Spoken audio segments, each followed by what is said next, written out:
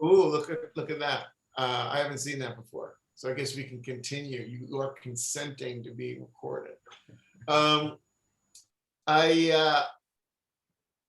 right on the border of Clinton Hill and Bed-Stuy. And I have worked with Tracy now a couple of semesters in a row. She's really killing it with her novel, and I'm looking forward to seeing more. He only says this because I paid my tuition on time. Well, yeah, and I get 25% of that. So, you know, we're all good there. And Tracy's work is awesome. I'm just adding, I agree. She's awesome. And so I think one of the good things that I've seen from Tracy's work is a willingness to play with language and a willingness to risk language. A lot of times when I read fiction, I always wonder, and I always ask every writer, what do you start with? Like, what is the germ that has prompted you to work on whatever it is you are currently engaging with? And whether it's a story, whether it's a novel, whether it is part of a genre, whether it is for young people or older people, regardless of audience, I always want to know what got you there, what got you to the chair. And once you're in the chair, how do you move from one sentence to the next, one paragraph to the next, one page? How do you find your way in and through and out of story? And one of the things that I find, and I'm going to ask you guys, because this talk we're going to have today, to me, it always works best when it's a dialogue. I don't have much to say about much, but based on what it is you're doing, I could have some thoughts regarding strategies and different ways of looking at the work. So, for instance, I put up in the chat, and I hope it's still there. Let me see here. Did you all get the chat that I put there, or no? Is it gone? Okay. Some of us see it, but Danielle, you don't see it? Okay, I'm gonna read there. Okay, there it is. Thanks, Luke. So these are 4 links that are all examples of writers who are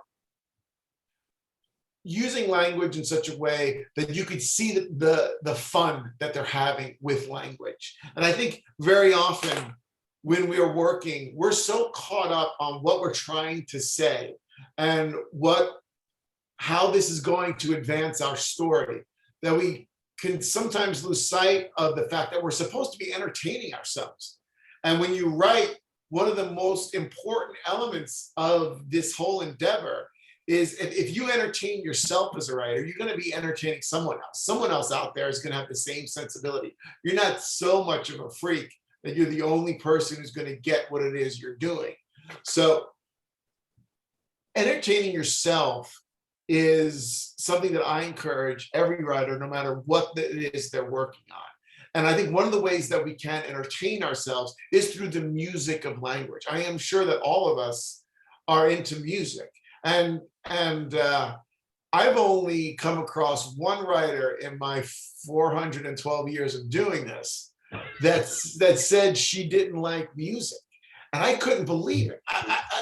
She was a brilliant young writer from Newark, New Jersey. Of course, New Jersey, it's a wasteland, but you know, there are people there. And I'm from New Jersey. Yeah, I'm sorry. That's too bad. We talked about this last time at the last. I'm sure we did.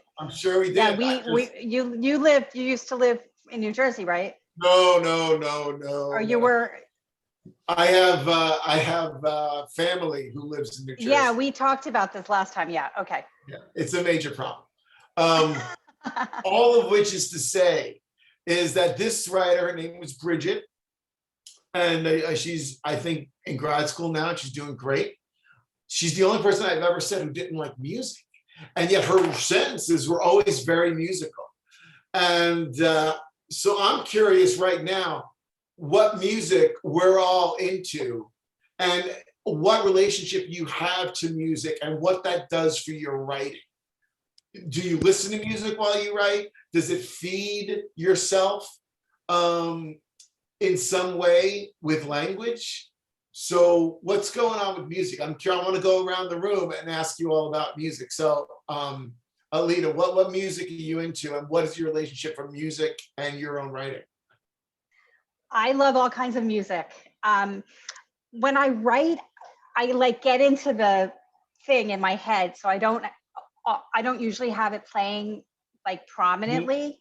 But yeah, we're a big music family here, and we play all kinds like diverse music from like rock, pop, folk, Okay. jazz, like everything. My husband's obsessed, and there's always something playing on the speakers in my living So room. what I'll ask is like, so as a music fan, you also pay attention to the lyrics of a song. Absolutely, yeah, because they're telling stories.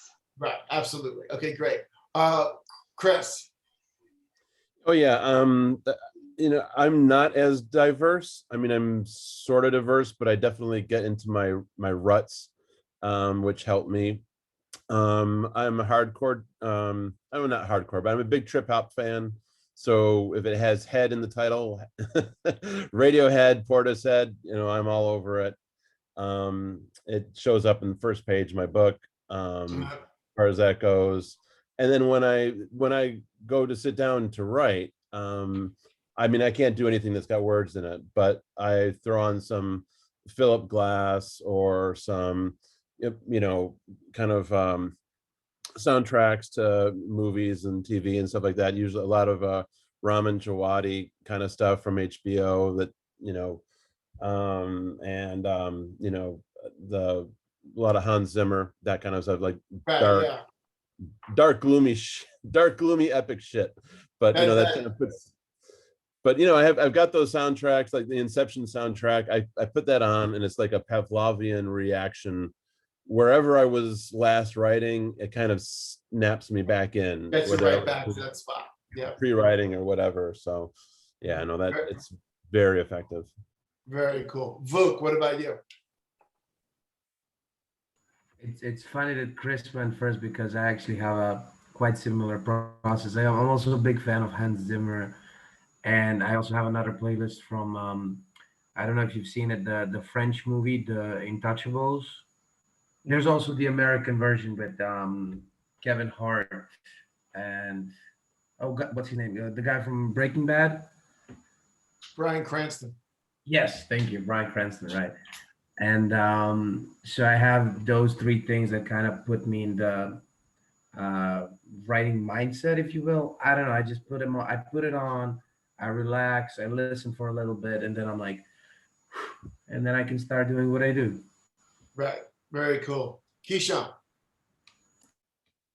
So I'm a big hip hop fan, hip hop rap, with respect for the classics, but a bias for I guess the middle generation, not the newest. Got a lot of reggae, and soca roots from just heritage and culture. As far as writing goes, I used when I was younger, when I was a little more inexperienced with writing, I used to try to listen to rappers who I guess stimulated my mind and made me think a lot. That way I would write more effectively and more consciously. And that doesn't work nowadays. So I put on YouTube, I put background music, um, kind of like jazz and low toned music, instrumentals, and that's how I get it done. Mhm. Really cool. Tracy. There is the piece that I'm working on right now. There's a particular album and a particular playlist that I've like. Heaven help me when I finish this book because it'll be like 70 hours long. And it's a lot of kind of like girl pop, but not like Britney Spears, like nasty cherry kind of rock, like LA, New York, a little like punky.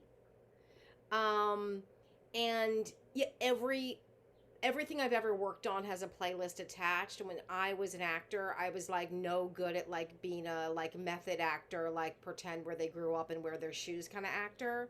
I like was really into theme songs, which was kind of like a cheap fix for me. And it's like carried over into this. So like on the days that I write, there's the like listening to the whatever that like Tracy likes. I mean, not that I don't like this soundtrack or whatever.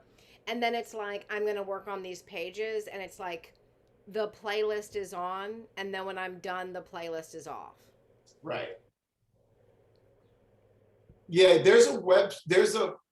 it's called Large Hearted Boy, and you might want to check it out.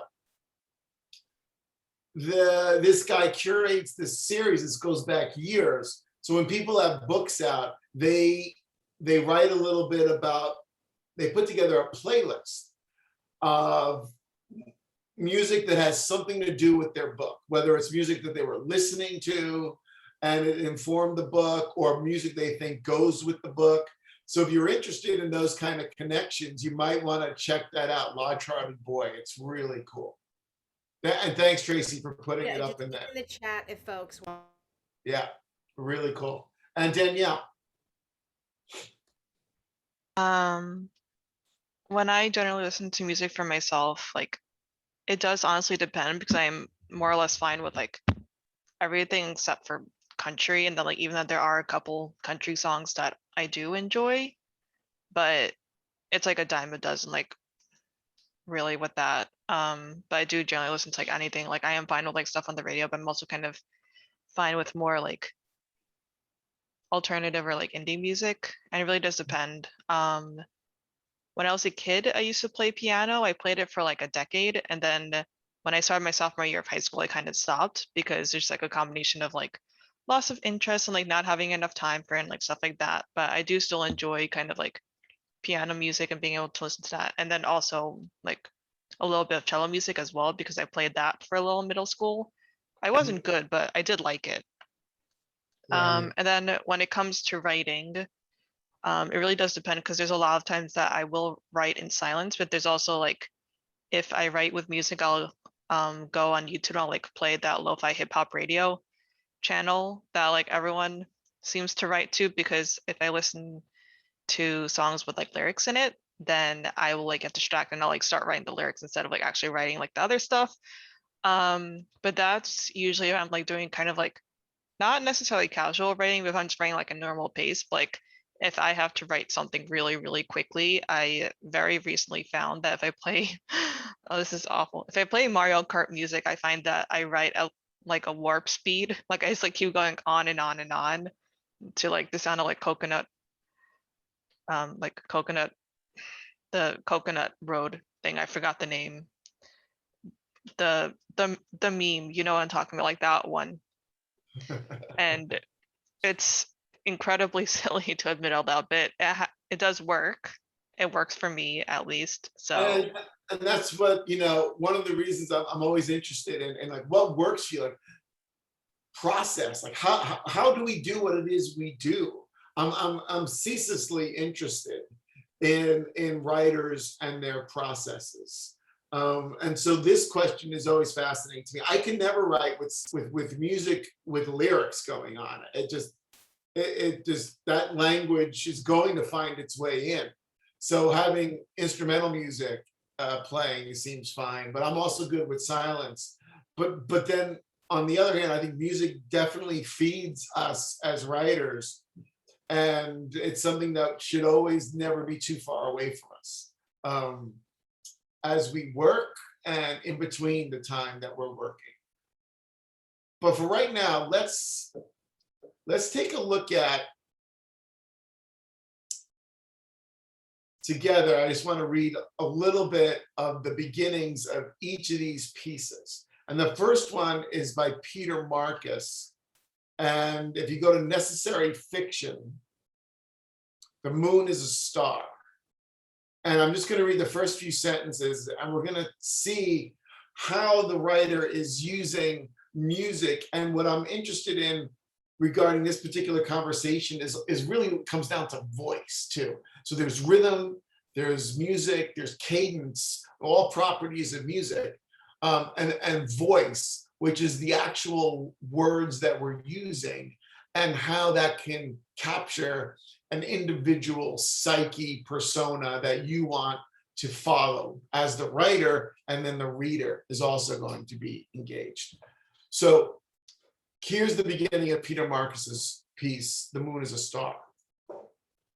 When the river dried to mud, us brothers, we walked down to the muddy banks of where the river used to be, and with our boy hands digging down into this mud, us brothers, we dug down to where we believed it. There was another river there. There was another river down beneath where our river used to be. There was another river there running underneath where this other river of ours was now just a river of mud. Us brothers, we dug down with our hands. We ate mud with our mouths for 300 days and nights. For 300 days and 300 nights, us brothers, we dug and we dug until we dug ourselves down to where this mud, it turned back into river.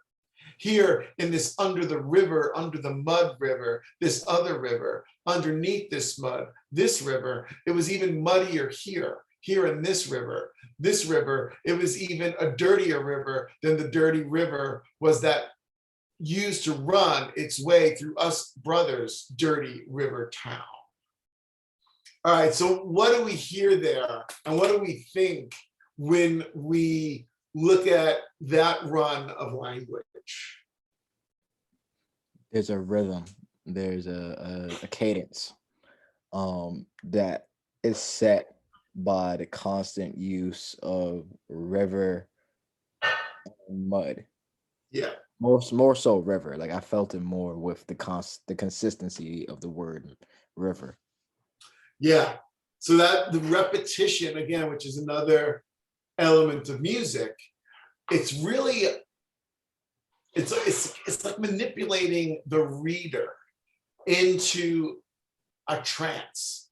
And you can find this kind of hypnotic rhythm that pulls you in, and you wind up engaged in the work in a way that is purely about the music and the rhythm.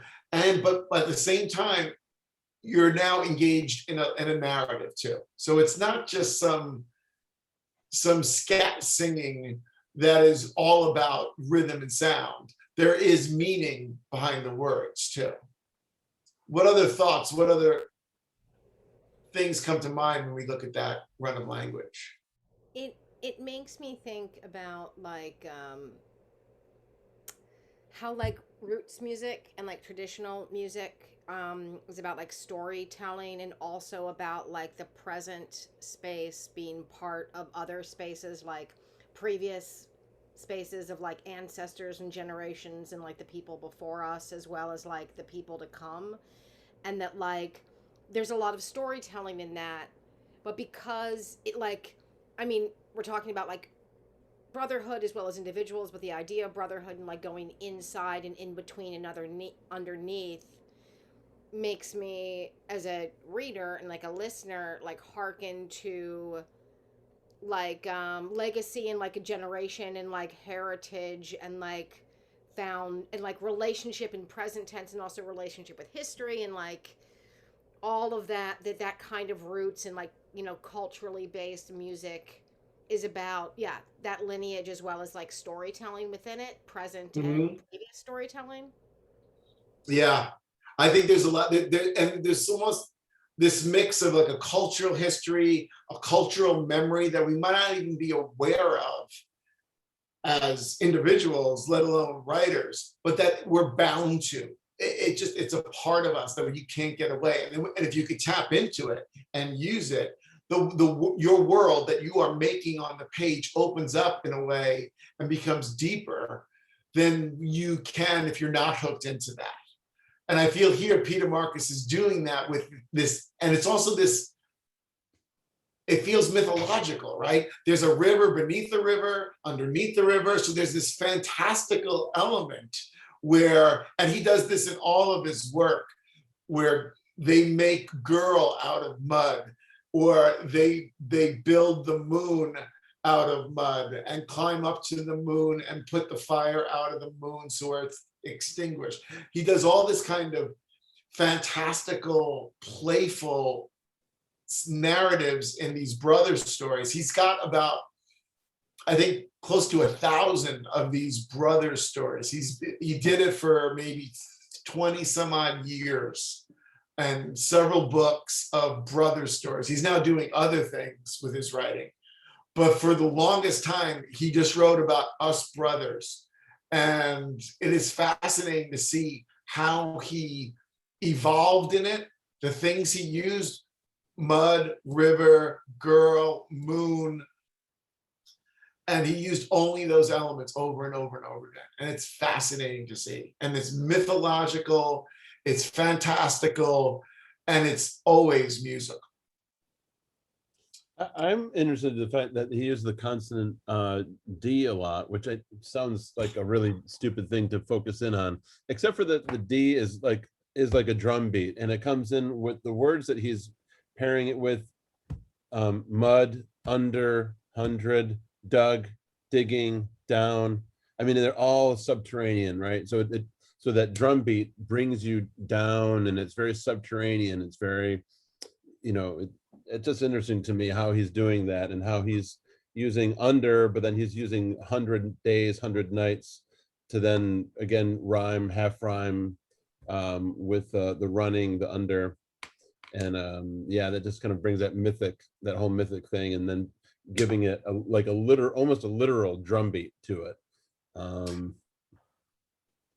Yeah, Chris, I mean, I think you absolutely nailed it. That's by no accident. He's using those sounds. He's using that hard DRU throughout it as percussion. And when you think about percussion, again, something's getting, concussed. It's moving down. And that perfectly goes together. And so if you look at what he's doing, there's so much to it that it might seem like, oh, he's using all of these simple words, and it feels almost like a children's story. And it is that. It is a children's story, but at the same time, it has as much depth as Tolstoy. I mean, it's really quite impressive. Another piece he does something like this where he'll go, we went out back to the back of our backyard.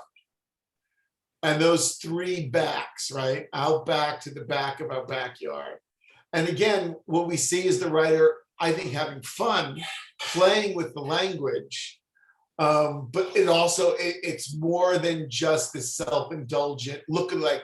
One thing as a musician, as somebody who listens to music and has a lot of musician friends and plays with musicians, like I have guitar player friends who could shred, right? They play super fast, and it's mathematical, but it doesn't really move me because I don't feel any kind of emotive sensation while listening to that kind of music. There's no air in it. There's no place for me to put myself into it. And as a result, it always feels self-indulgent to me. Whenever you see somebody who plays the guitar or the piano super fast, but it doesn't seem melodic, it feels like they're just showing off. And as writers, I have read those kinds of writers too, where the writer is just serving, like, look what I could do with language here. Look at the music I can make. And yet there's no real there. But with this kind of work, there is a there. Tracy. The back of the backyard. Yeah. Also hard. It's a way that children talk. Yeah. Like it signals to, the side yard on the side of my friend's house. Like it's that kind of, so it's like, I mean, it's a language play, and it sounds and it feels good, but it's also like true of what's happening. Yeah, it fits what's going on with these brothers, right? These seem like younger brothers, right? We don't get an age, but they don't seem like they're in their 70s. It feels like they're kids, and that is the way that kids think. There's a certain like beautiful logic, the way kids communicate and kids think. And this writer is using it in everything he does with these brothers. And I totally encourage all of you, if you're into this stuff, because he does magical things with it. Just check out his brother's stories. They're all over the internet, and he's got several books of them. The Singing Fish, The Moon is a Lighthouse, We Make Mud. There's a whole bunch of them. Okay, so that's one example of a writer being playful and allowing language to do something that isn't all about language, that there's narrative, but you can see that there is a real effort in the actual sentence making. And the next example of that I want to take a look at is Lily Wang here. If you look at the link that goes to Alice Blue Review, Lily Wang's Radiance. We're going to look at this first paragraph and see how Lily has fun with language and what she's doing here. The day I made fun of my brother's friend because she was crazy, because she got shock therapy, because the cops were called all the time, because I knew, because we lived across the street and I didn't know any better.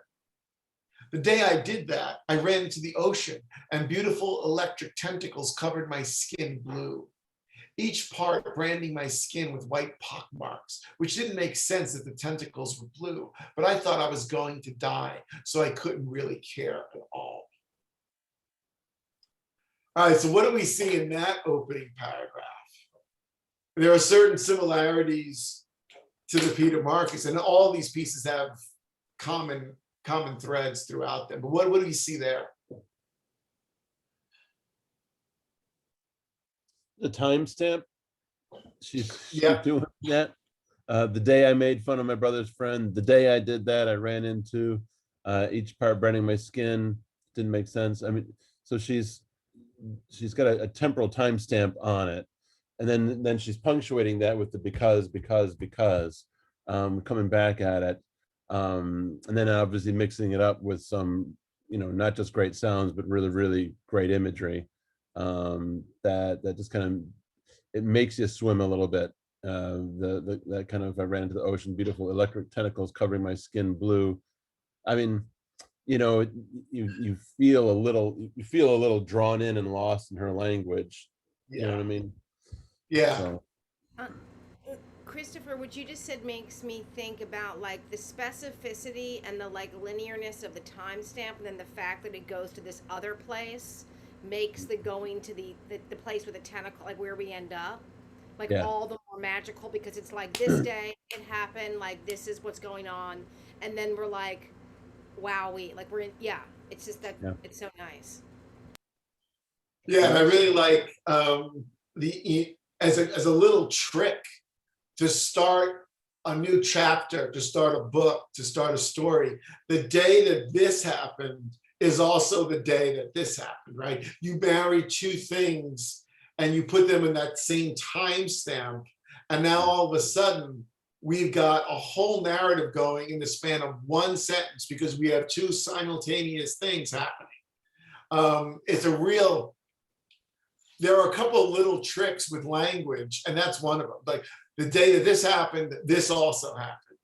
And then another little trick like that is always. If you stick the word always in a sentence, my mother was always whatever, then you've got history. You're bringing history along into your narrative that gives it weight. And again, this is a way to have fun on the page and give yourself stuff to work with, and working with what you've given yourself. Alita. I like this very much, and I appreciate the fact that she also is using ocean and water themes like the other writer. I'm noticing that she's also using ampersands instead of the word and I'm wondering what people think about that. I think it's cool, and it definitely adds to what she's trying to accomplish. I don't know exactly what she's going for, but it made me pause, and I appreciate that choice, and I'm just putting it out there to the rest of the group. So what doing, as you can look at that piece, she's doing something formally, with the way it's laid out on the page, right? When we look at those like paragraphs that mirror each other, you read one entirely, then you read the other one entirely. So there's a formal playfulness going on that includes the use of ampersand.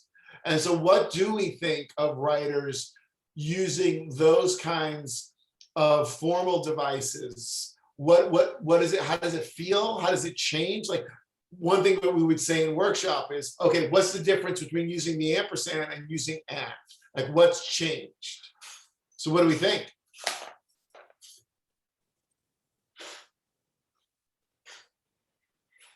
Well, there's a visual schema here to it, right? And I think that the fact that she's laying this out in a way, and sort of like the visual poets are doing things visually, but they do it in a way that always felt gimmicky to me. Yeah. I don't feel that way here about this, you know what I mean?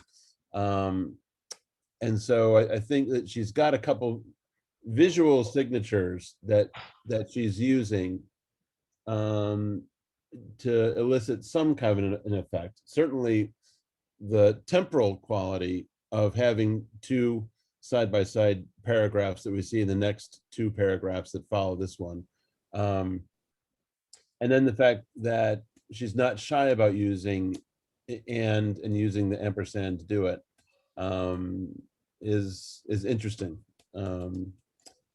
I guess it calls attention to the visual quality of what she's doing, and the fact that and is what she's doing is drawing attention, I guess, to simultaneity by using the icon for it instead of using the word for it. So those are just my initial thoughts. Yeah, I think all of those thoughts are excellent ones. There is, there's that old cliche, in for a penny, in for a pound, right? So if you're gonna do something, you gotta go all the way with it more often than not. And so here we have the way it's laid out, and I agree with Chris that there's a lot of visual poetry feels gimmicky to me. It feels like a trick. It doesn't feel organic somehow. And there's no definitions for this stuff, right? It's all how it hits you in the gut. And some of it's just, I suppose, taste as well. And there's no arguing taste. But I think gimmicks are always to be avoided. Tricks are to be avoided. And this does not feel that way at all. It feels organic to what is happening in the narrative and in the writing itself. And when we look at that, because, this speaks to what Tracy said earlier, like this kind of kid-like, you think kids say that all the time, right? This happened because of this, because there's all these excuses of why things happen over and over and over again. And the writer here using because, like 4 becauses in one sentence, and that causality, this happened because it connects in a way. It's musical, you have a psyche, you have a way of looking at the world, and a visual, all at the same time. I informed that my internet connection is unstable. Yeah, I you went hope out a little that bit and then you came back. all are likewise unstable. Yeah, you're stopping And and everybody stuttering a seems bit. frozen. Okay. Yeah. There's no rhyme or reason to what goes on in this room of mine back here. I apologize for the technical snafus. I did say while I was frozen, I said some of the most brilliant shit that you'll ever hear. Unfortunately, I can't recall what I said, so it's gone forever. Except maybe the recording might have it, or maybe the recording fuzzed out there. Who knows? Okay, so if you're interested in this work by Lily Wang, she's got a series. So I don't know if any of us are familiar with Fairy Tale Press. There's a whole press out there run by Kate Bernheimer, who's a really cool writer, that publishes fairy tales for adults. And Lily has written these books, and they're really fabulous. So if that kind of work interests you, you should definitely check it out. Okay.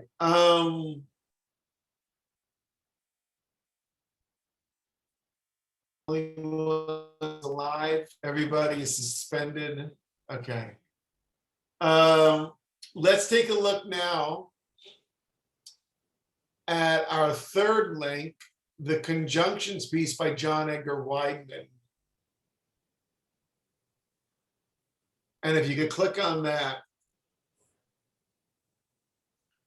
this is one of my favorite pieces. The first one out of these two little shorts. And again, we have the idea of repetition, we have playfulness, and we have narrative, and also visual cues as to there's something else going on here than a traditional piece of writing. A man walking in the rain eating a banana. Where is he coming from? Where is he going? Why is he eating a banana? How hard is the rain falling? Where did he get the banana? What is the banana's name? How fast is the man walking? Does he mind the rain? What does he have on his mind? Who is asking all these questions? Who is supposed to answer them? Why? Does it matter? How many questions about a man walking in the rain eating a banana are there? Is the previous question one of them, or is it another kind of question? Not about the man or walking or the rain. If not, what's it a question about? Does each question raise another question? If so, what's the point? If not, what will the final question be? Does the man know any of the answers? Does he enjoy bananas, walking in the rain? Can the man feel the weight of eyes on him, the weight of questions? Why does the banana's bright yellow seem the only color, the last possible color remaining in a gray world with a gray scrim of rain turning everything grayer? I know question after question after question. The only answer I know is this. All the stories I can make from this man walking in the rain eating banana would be sad, unless I'm behind a window with you looking out at it. Okay, so what do we think of this piece by John Edgar White? I am crying, and like it's like a love song. It's like Yeah. it's really I'm crying because like writer, I love you too, you know, like yeah. And I feel also there's like I'm obviously talking from like a deep emotional place, but like I'm having a response where like we all know the world, the way the questions we ask on the world and the way the world looks is it's like this who you're in the room with, where you are in your life in your own space is the questions you ask about the other space. Yeah. And like I now know not the man, but I know the person who wants to be in the room with the other person. Yeah. Indeed, it's always about anything that we as a writer put in the mind or the eyes or the mouth of the character, right? And that character is looking out at the world, looking out at somebody else. It's always going to be about that character. We're learning about that character, not about who they are describing, who they're trying to depict in some way or characterize. So it's always a mirror back at us. So long, Tracy. And this piece does that brilliantly. What other thoughts come? So what do we see here that has commonality with the other two pieces we've read, and how does it do something different? And I'm thinking about surprise. Like, there's so many places where this piece surprises me, and I've now read it several times over the years, and every time it surprises Well, I think. Oh, sorry, go first. Oh, go ahead. Right.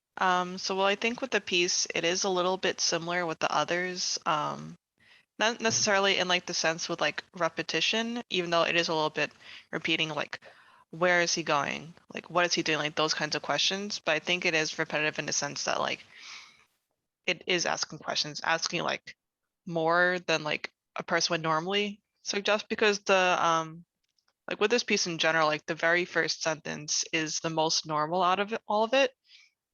He just says a man is walking in, hold on, a man walking in the rain eating a banana. So that's fairly normal sentence, but then it kind of like, it just gets like stranger and changes, like, why is this man eating a banana in the rain? Why is he eating a banana?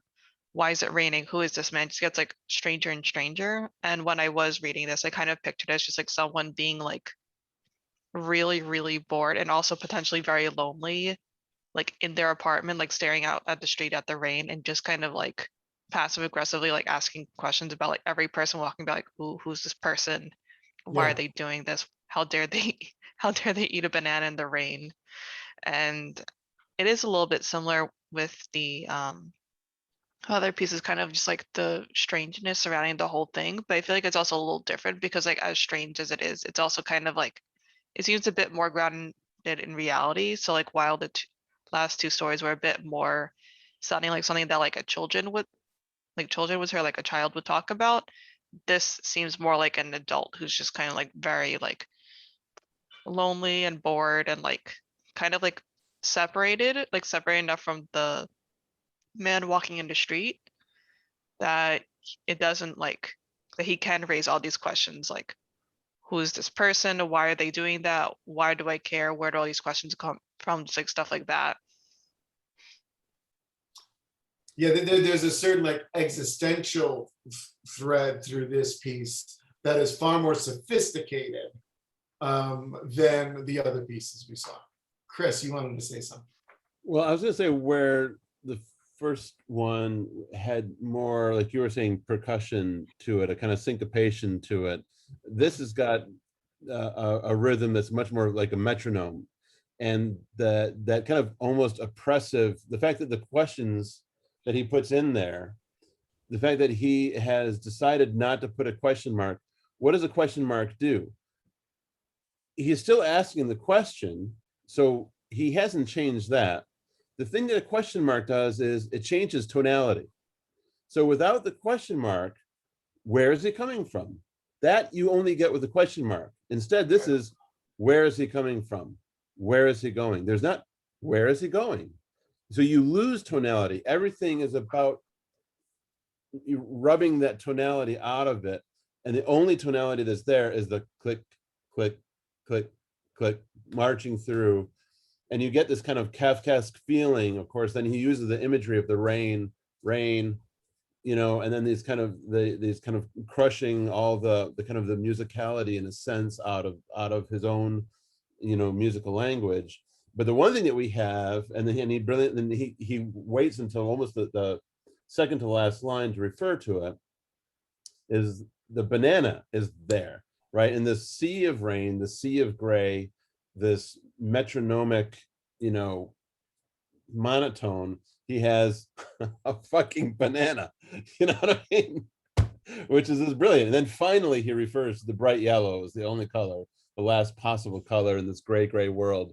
And then of course he comes at that, unless I'm behind a window looking at with you looking out at him.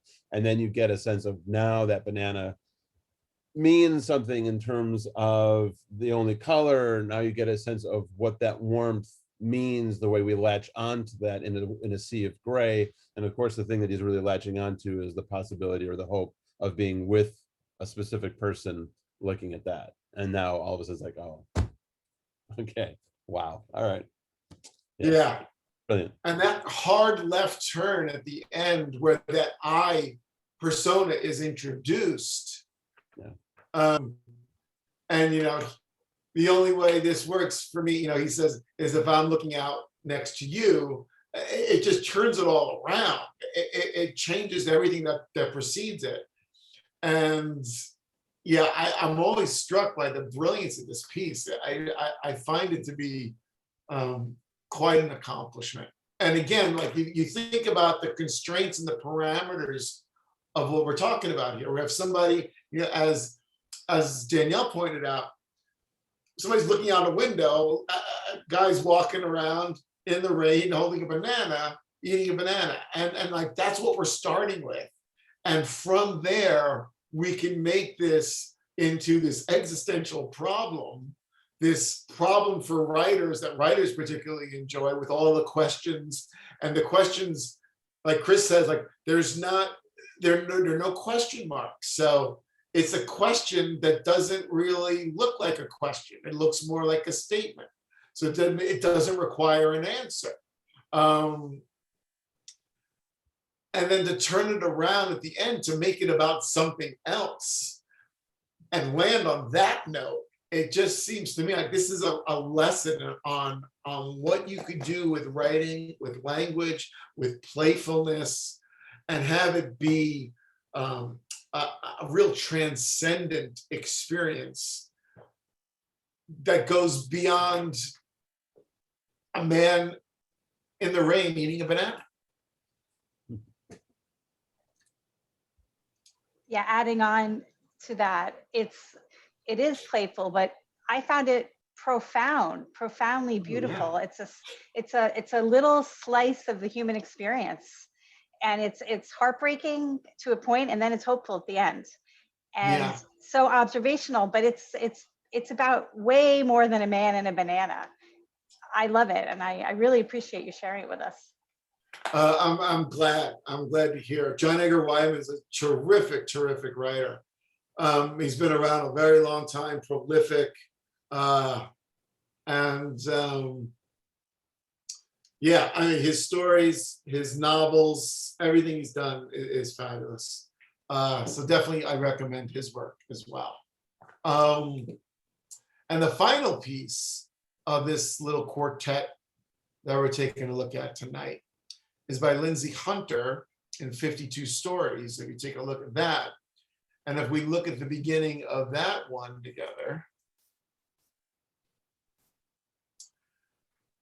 one, and this is 3 things you should know about Peggy Paula. In high school, Peggy Paula worked as a waitress at the Perkins. Night shifts were her favorite. Students from her school would come in after games or dances with bleary eyes and messy hair. And Peggy Paula knew they'd been drinking and smoking those flimsy joints she'd seen them passing. The girls with smudged makeup and rat's nests in the back of their heads. Proud, unblinking eyes, scanning the dining room like, I dare you. I dare you to guess what I just let Jared or Steve or Casey do to me. I let him and I liked it and I don't care. And Peggy Paula honored to be among these girls, envious, taking their orders for French fries and ranch, keeping their secrets in the sticky lip gloss tubes they'd sometimes leave behind. Watermelon and cherry and berry, and once a spicy cinnamon that burned Peggy Paula's lips for an hour. What kind of girl wanted burning lips, poisoned lips? Peggy Paula's heart pounding at the thought of such a girl, of the boy who went after such a girl in the back seat of his father's sedan. The girl stinging his lips, his neck moving further down, burning that boy up with her mouth. Peggy Paula going into the bathroom stall and wanting to touch herself, but not knowing where to begin, wanting to begin everywhere, standing with her fists clenched and breathing hard, and then needing to be out from the stall and moving. And so going back to the dining room, feeling every inch of her skin, her lips cherry red and raw when she saw her reflection in the toaster. And 3 weeks later, asking the redheaded dishwasher to drive her home, and directing him to the spot she knew those girls went to, her lips aflame, when he pulled up, sliding over, the stick shift digging into her hip, putting her mouth on his freckled neck. It smelled like mashed potatoes and industrial soap and sweat. Her hand first on his thigh and then crab crawling to his zipper. It was already hardening under there, despite him saying, hey, hey, what? And Peggy Paula saying, just, please. And the dishwasher quiet after that, letting Peggy Paula, letting her, following her into the back seat, holding her tight when it happened, saying, I'm sorry. And Peggy Paula saying, shh, stinging his shoulder with her lips and his back with her nails, and feeling filled up and afraid and like her heart could kick the windows out. Okay, so what do we think about that run of language? I can't pinpoint it, but it's something about the way she pairs the descriptive words together that kind of adds like this little moment of like of a not just a rhythm, but there's something to it, a cadence almost, kind of like when rappers, at least in how I relate to, is how when rappers put together words and similes to make a quick transition of tempo, that's the word I'm looking for, and return back to the original cadence. That really just kind of like sets the tone for this entire piece. Yeah, I think Keyshawn, that's exactly right. And I like how you mentioned how the tone and the tempo changes at various times throughout it, and it feels very, like you say, like breaking the familiar with something unfamiliar, and then the stakes kind of get raised, and he feels more dangerous, and thus the land reflects that. What else do we see here?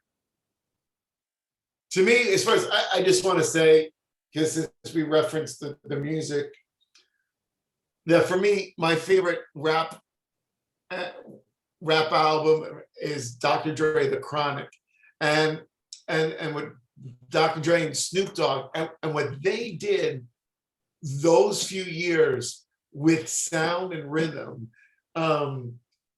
it was just absolute genius, and also playful. It's the bow to the wow, Yiggy, yes, y'allin', Snoop Doggy Dogg is up. Like those sounds, it's poetry and music together, and I see similar things in all the pieces that we have read tonight together. And in Lindsay Hunter's piece, we have that. It feels like this hyperactive, urgent thing that she's got to get out, right? There's a breathlessness to the pacing of this piece that culminates in that last line where the heart is going to kick the windows out, right? And that kind of matches the kind of accelerated heartbeat that you get from this activity and from reading the piece.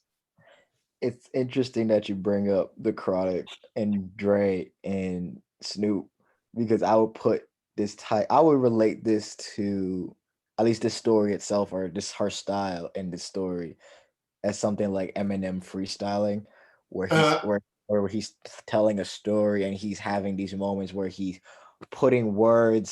literally putting words together. And at first, when you're listening to it, it just sounds like, all right, these 5 words that he just said rhymed, but they also made a sentence. Yeah.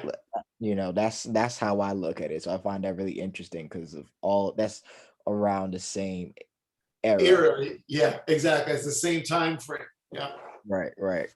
Yeah.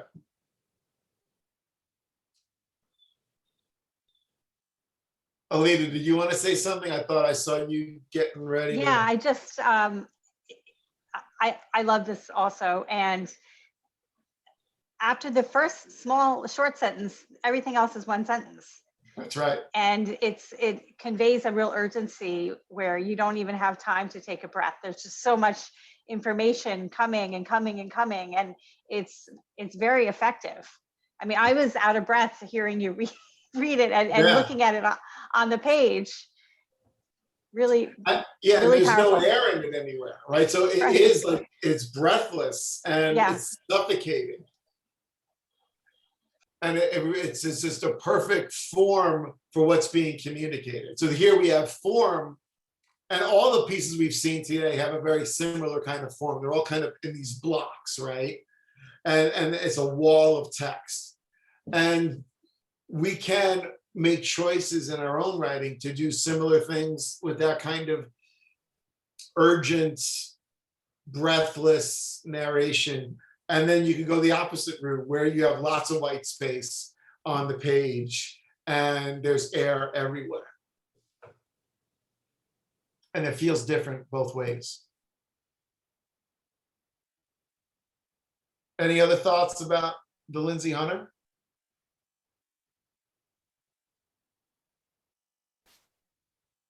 Another thing too that I like to point out with Lindsay's work is that you get a real sense of community, of setting, of place. Lindsay grew up in North Florida and uses a kind of Southern vernacular in her writing, particularly her first couple of books, that comes through on the page, and there's a lot of music down there. And I always find that kind of writing to be charming. Writing that has a sense of place and community, whether it's, Jamaica Kincaid from TNT, Victor LaValle from Queens, Barry Hannah from Mississippi. Putting that sense of place into the work and having it come across adds a whole other character, and you get a sense of these teenagers and where they live and what they do with each other, that heightens the sense of youth and youthful behavior that makes it all feel urgent. Okay, so if there are no final thoughts on Lindsay's piece, what I'd like to do with our remaining time is very quickly, I'd like to see you write a few sentences, right? Take like 4 minutes, don't even think, just do something from one of these pieces where you're just being playful with the language, right? And just come up with a couple of sentences. And if you want to share it, you could do that. And that's how we'll close our little session together. And you don't have to share, of course, but I hope that our looking at these 4 pieces together and talking about them has sparked new ways of thinking about our own writing and tools that we could use, that we have available to us, that we could employ no matter what it is we're working on. Whether it's a novel, story, it's an epic novel, it's the first novel in a series of novels, it is for middle grade, it is fantasy, it is epic, it is an urban piece, it is, no matter what, this way of handling language can be valuable to us. So if you want to take a couple of minutes just to see if you could scribble something, by all means do that. Otherwise, we could say goodnight to each other and hope to see each other down the line.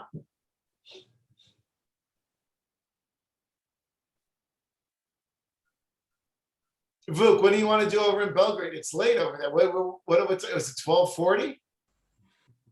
Yeah, it's almost 1 a.m.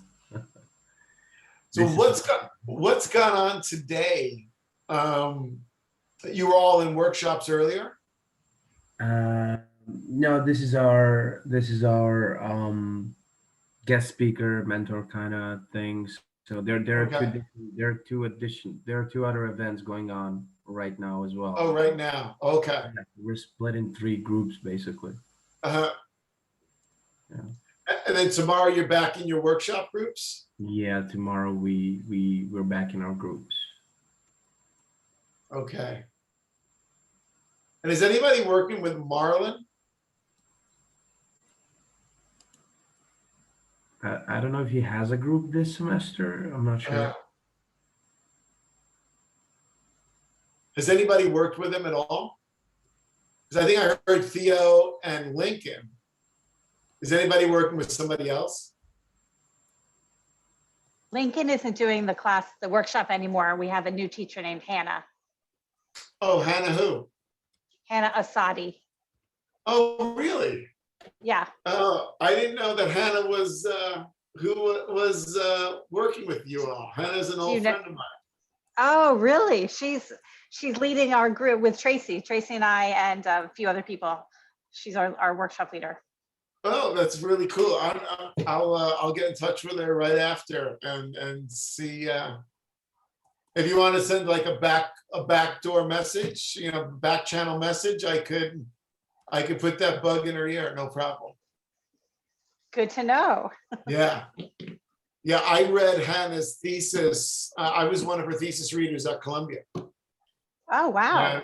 I knew her before she even went to Columbia for grad school. So yeah, Hannah's fabulous. She's got a new book coming out shortly, and her first book, Sonora, Yeah.